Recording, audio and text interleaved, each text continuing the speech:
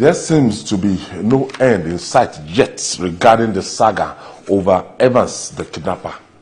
The convicted billionaire kingpin Chukwudumeme Onwamadike alias Evans has approached the Lagos High Court Ikeja for settlements. Evans and his co-defendant Joseph Emeka, who are facing charges bordering on murder and attempted kidnap, have opted for the option of a plea bargain. The State Prosecuting Counsel Yusuf Sule informed the courts about the plea bargain option after the case was called for rearrangement before Justice Adenike Koka. Sonny, Evans pleaded to embark on plea bargain. When this man was arrested, I remember that time, and the story made headlines.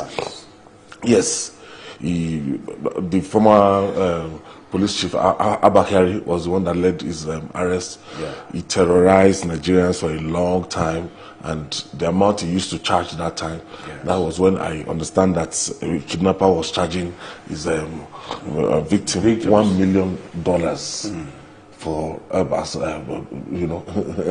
ransom. I said, yeah. And the billionaire kidnapping him. Yeah. Now we're opting for settlements, as in plea bargain.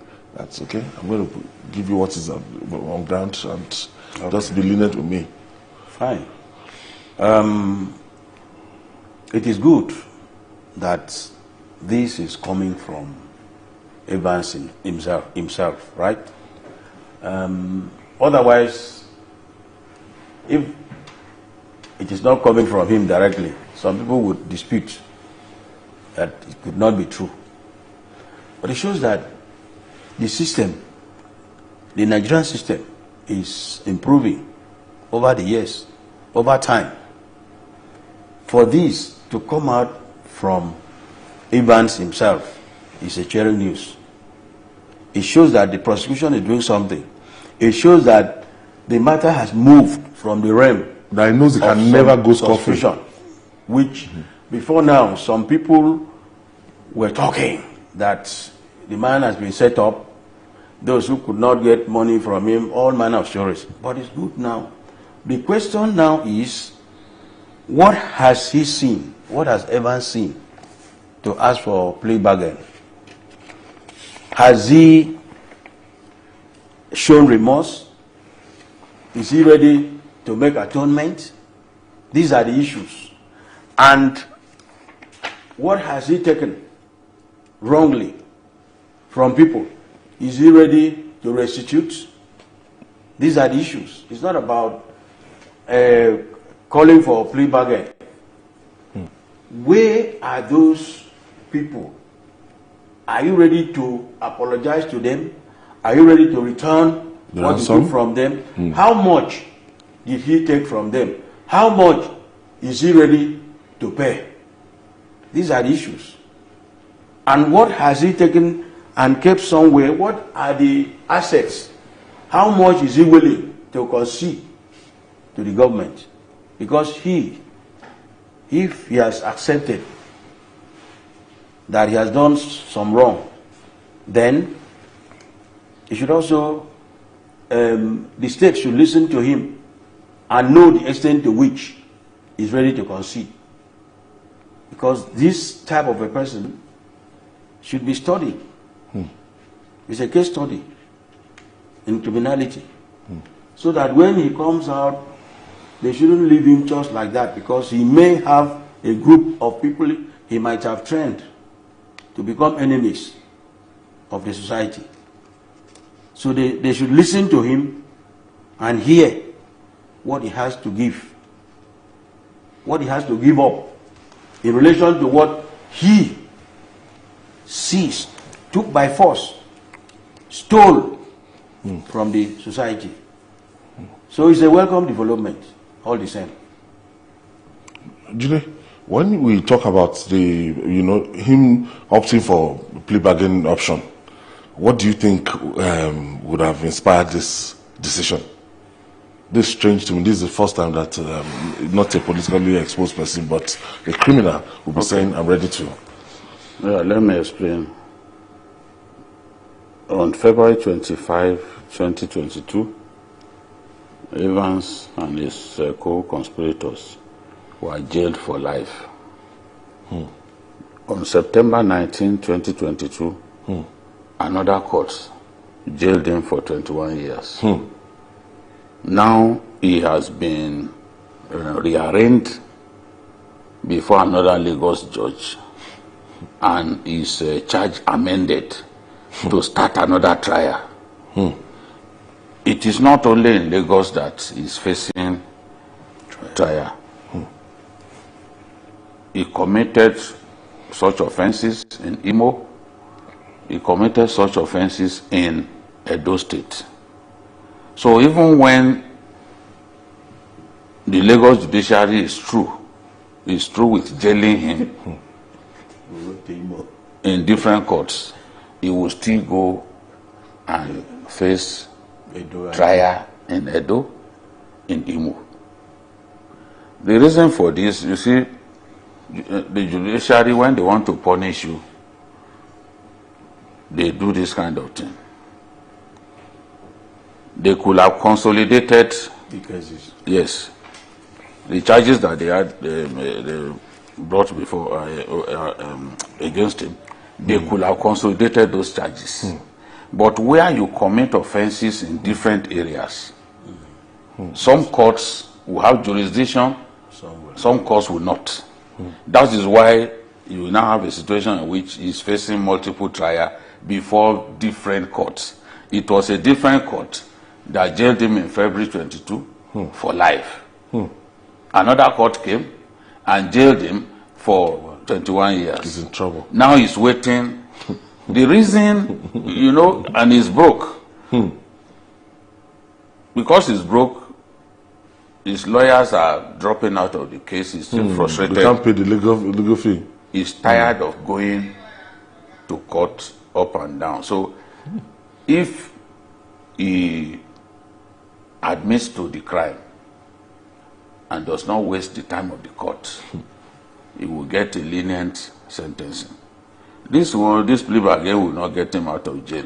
Remember, he's been jailed earlier. But how many times are you going to jail an individual? He's already weary of going up and down, being taken before the court. So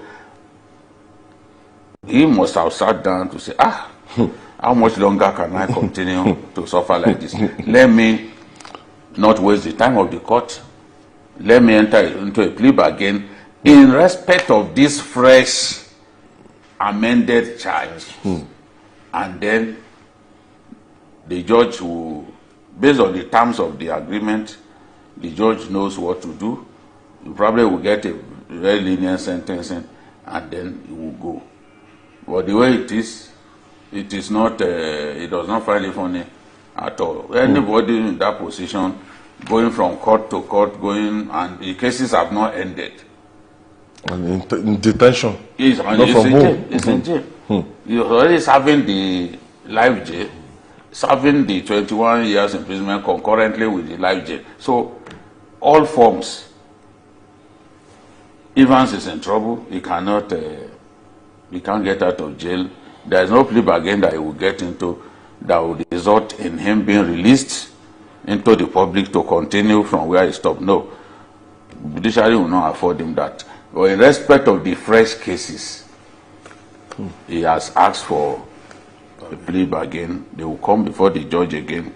We'll see what the judge will decide. Maybe they will, this particular one, maybe they will discontinue it. I don't know. I've not seen the terms of their agreement. I'm sure that he will still trying to hammer out that one. But this is it. I'm eagerly waiting to see him go on trial in Imo State, where he committed other crimes. You know, he was taking commission in dollars. He was taking what was it called?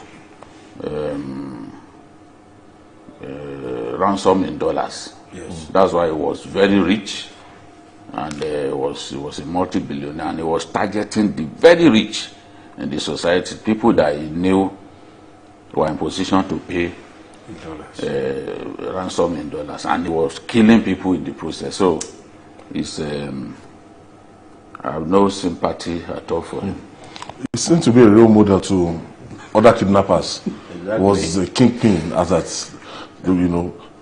Yeah, but the point is, have they been able to fish out such people? His arrest and incarceration should have given a leeway to fish out those people because they are still around. It's an industry. The kidnap business is a very big industry. They needed to weed out those elements because the influence is far-reaching. Right now, in many parts of the country, kidnapping has spread fastly and has taken a grip on the communities. Those people cannot go home anymore. Very lucrative industry. Yes. And the boys are happy. He must have trained a lot of people because of the lucrative nature of the business. Yes. So, and introduce a lot of technology into it, especially look at his own specialization to collect ransom in dollars only. He was using phone that could not be easily tracked. In the same country. See? So, but it is such that when the police get people like this, they should study him and get as much information as possible. That's one area that somebody can be using a specialized kind of phone that cannot easily be detected. So they should study it. Are they similar people? Are they similar criminals who are using the same technology and modus operandi to operate?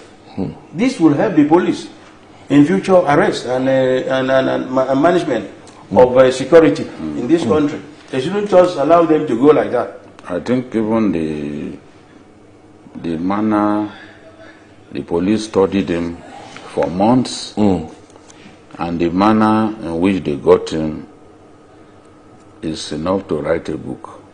It's one of the biggest breakthroughs by the Nigerian police in terms of cracking crime, because Abba Kyari and his men were on his trail for a long time. Sometimes it would seem as if they are going to get him, and they won't, because he was very, very careful. And according to the police, even his wife and family never knew what he was up to.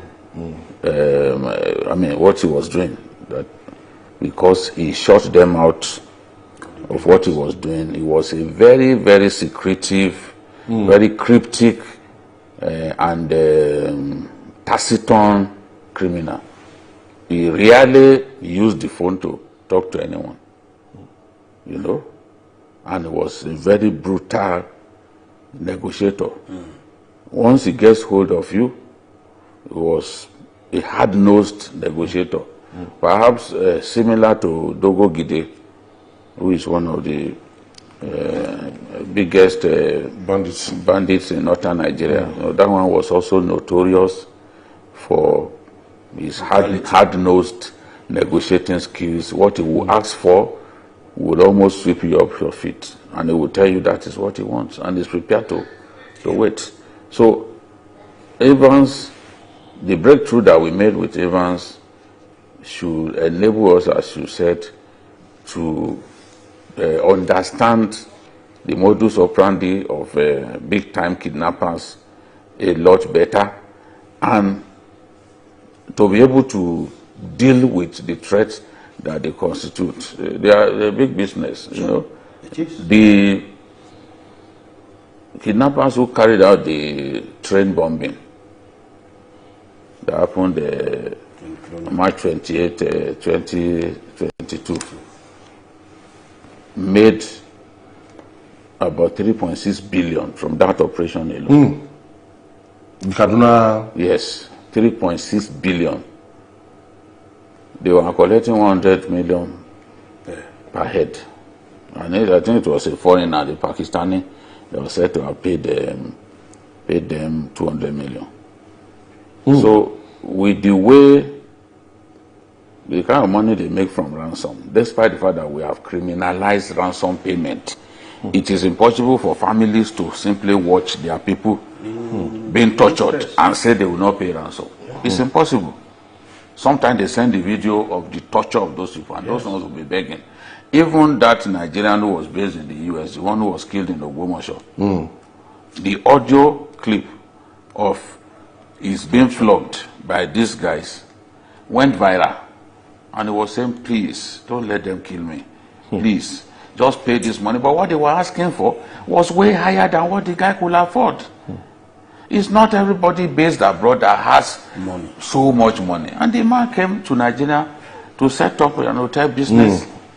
And you ended up killing him, killing even a student. Who, as a receptionist. Who was doing like a holiday job. You know?